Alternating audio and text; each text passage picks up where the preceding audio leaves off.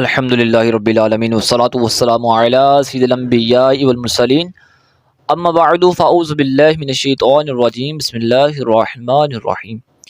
فرمان مصطفیٰ صلی اللہ تعالی علیہ وآلہ وسلم ہے، جب میرا امتی میری ذات بابرکت پر ذوق و شوق کے ساتھ محبت کے ساتھ دن بھر میں ایک مرتبہ درود پاک پڑھتا ہے، اللہ کریم اس پر 10 رحمتیں نازل فرماتا ہے اور اس کے 10 گناہ مٹا دیتا ہے، اس کے اور 10 گناہ مٹا دیتا ہے، اس کے 10 درجات بلند فرماتا ہے۔ آپ بھی نیت کر لیجئے، میں بھی نیت کرتا ہوں کہ انشاءاللہ ہم مصطفیٰ کریم علیہ السلام کی ذات بابرکت پر کثرت سے درود و سلام پڑھیں گے انشاءاللہ عز و جل۔ صلو علی الحبیب صلی اللہ تعالی علی محمد صلی اللہ تعالی علیہ وآلہ وسلم۔ آج کا سوال ہے، کیا میلاد کے موقع پر سجاوٹ کرنا فضول خرچی ہے؟ سنیے کیا فرماتے ہیں علماء دین اور مفتیان کرام اس مسئلے کے بارے میں کہ عید میلاد نبی صلی اللہ تعالی علیہ وآلہ وسلم کے موقع پر ہمارے گاؤں کی گلیوں اور بازاروں میں چراغاں کیا جاتا ہے، جس میں 30 سے 35 لاکھ یعنی انلمیٹڈ کا سامان لایا جاتا ہے اور خرچ کیا جاتا ہے اور خریدا جاتا ہے، اور پھر ہر سال 4 سے 8 لاکھ روپے مزید جمع کر کے سارا انتظام کیا جاتا ہے، جس سے ہمارا مقصود اپنی آخرت کی بہتری اور اپنے دلوں میں عظمت مصطفیٰ صلی اللہ تعالی علیہ وسلم کو اجاگر کرنا ہوتا ہے، جس کا فائدہ یہ ہوا کہ ہمارے گاؤں کے بچے کے دل میں آقا علیہ الصلوۃ والسلام کی عظمت داخل ہو چکی ہے، اور اس سجاوٹ میں مسجد نبوی اور خانہ کعبہ اور بالخصوص گنبد خضرا کی شبیہ بھی بنائی جاتی ہے۔ آپ سے یہ پوچھنا ہے کہ کیا گلیوں میں اور بازاروں میں سجاوٹ کرنا شرعاً درست ہے یا نہیں؟ دوسرا، ہمارا یہ سارا انتظام کرنا اسراف میں داخل ہوتا ہے کہ نہیں؟ سنیے، پیارے آقا علیہ الصلوۃ والسلام کی ولادت مبارکہ کی خوشی میں شریعت کے دائرے میں رہتے ہوئے گلیوں اور بازاروں میں چراغاں کرنا اور سجاوٹ کرنا، نیز گنبد خضرا، مسجد نبوی اور خانہ کعبہ کی شبیہ بنانا شرعاً جائز و مستحسن ہے، کیونکہ آقا علیہ الصلوۃ والسلام اللہ عز و جل کی رحمت ہیں، اور اللہ عز و جل نے اپنی رحمت پر خوشی منانے کا حکم ارشاد فرمایا ہے۔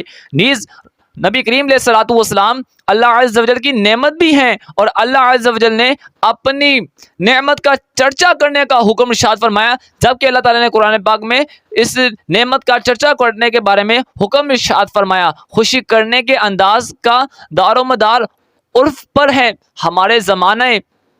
ہمارے زمانہ میں چونکہ خوشی کے موقع پر مثلاً شادی، سالگرہ، 14 اگست کے موقع پر لائٹنگ کی جاتی ہے، گھروں اور گلیوں وغیرہ کی سجاوٹ کی جاتی ہے، لہٰذا سرکار مدینہ صلی اللہ تعالی علیہ وآلہ وسلم جن کے صدقے میں یہ تمام نعمتیں ملی، ان کی ولادت کی خوشی میں بھی اگر چراغاں کیا جائے تو کیا یہ بالکل جائز ہے؟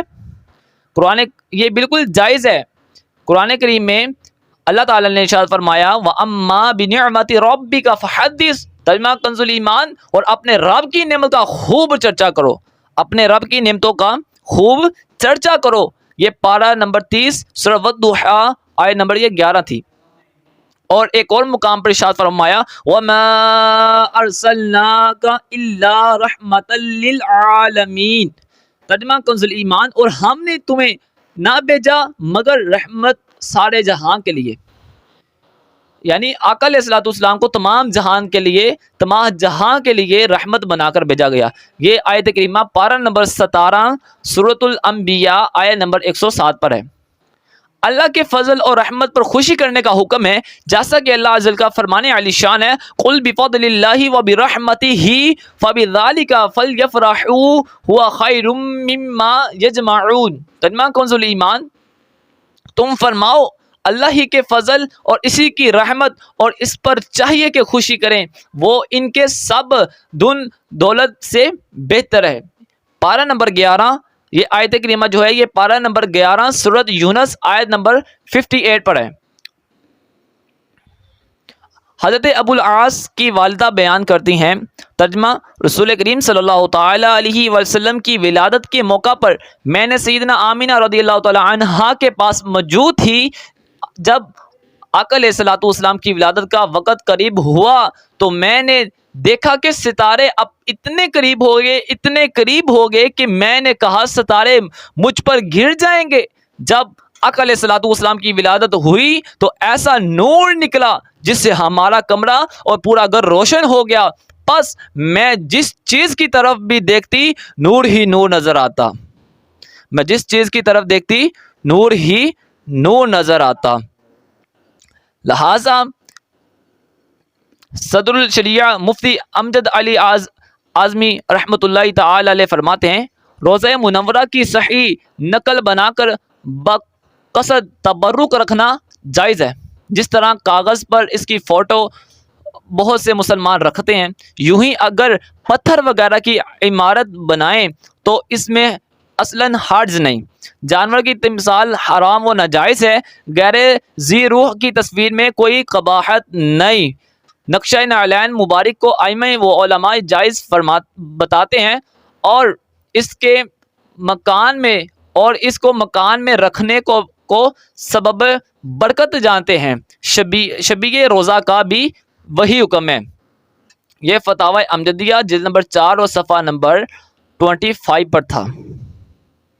پھر مسلمان نبی کریم علیہ الصلوۃ والسلام کی پیدائش کی خوشی میں چراغاہ کرنے کو اچھا سمجھتے ہیں، اور جس چیز کو مسلمان اچھا سمجھے وہ اللہ تعالیٰ کے نزدیک بھی اچھا ہی ہوتا ہے۔ لہٰذا اولاد پاک کی خوشی میں چراغاہ کرنا بھی اچھا ہے، لہٰذا ولادت کے موقع پر خوشی منانا بھی اچھا ہے۔ دارالمختار میں ہے کہ عرف کی وجہ سے، کیونکہ نبی کریم علیہ الصلوۃ والسلام نے ارشاد فرمایا جس چیز کو مسلمان اچھا سمجھے وہ اللہ تعالیٰ کے نزدیک بھی اچھی ہے۔ کتنی پیاری حدیث مبارکہ ہے۔ مصطفیٰ کریم علیہ الصلوۃ والسلام نے ارشاد فرمایا جس چیز کو مسلمان اچھا سمجھے وہ اللہ کے نزدیک بھی اچھی ہے۔ اور مفتی احمد یار خان نعیمی رحمۃ اللہ تعالی علیہ فرماتے ہیں کہ خوشی کا اظہار جس جائز طریقے سے ہو وہ مستحب اور بہت ہی باعث برکت اور رحمت الہی کے نزول کا سبب ہے۔ ایک اور مقام پر فرمایا، قرآن کریم میں ارشاد ہوا، رب تعالی نے فرمایا وَأَمَّا بِنِعْمَةِ رَبِّكَ فَحَدِّثْ، اپنے رب کی نعمتوں کا خوب چرچا کرو، اپنے رب کی نعمتوں کا خوب چرچا کرو۔ اور حضور علیہ الصلوۃ والسلام کی دنیا میں تشریف آوری تمام نعمتوں سے بڑھ کر نعمت ہے۔ رب تعالیٰ نے اس پر احسان جتایا ہے جس کا چرچا کرنا اس آیت پر عمل ہے۔ آج کسی کے فرزند پیدا ہو، کسی گھر میں بچہ پیدا ہو، اولاد اللہ تعالیٰ ان کو نوازے اولاد سے، تو ہر سال تاریخ پیدائش پر سالگرہ کا جشن کرتا ہے۔ جب اللہ تعالیٰ کسی کو سلطنت عطا کرتا ہے، جب اس کو سلطنت ملی تو ہر سال اس تاریخ پر جشن جلوس مناتا ہے۔ تو جس تاریخ کو دنیا میں سب سے بڑی نعمت آئی یعنی آقا علیہ الصلوۃ والسلام، اس پر خوشی منانا کیوں منائے؟ یہ جو لکھا ہوا ہے، جو یہ میں نے ابھی آپ کو یہ فرمان سنایا، یہ جاء الحق صفحہ نمبر 221 پر تھا۔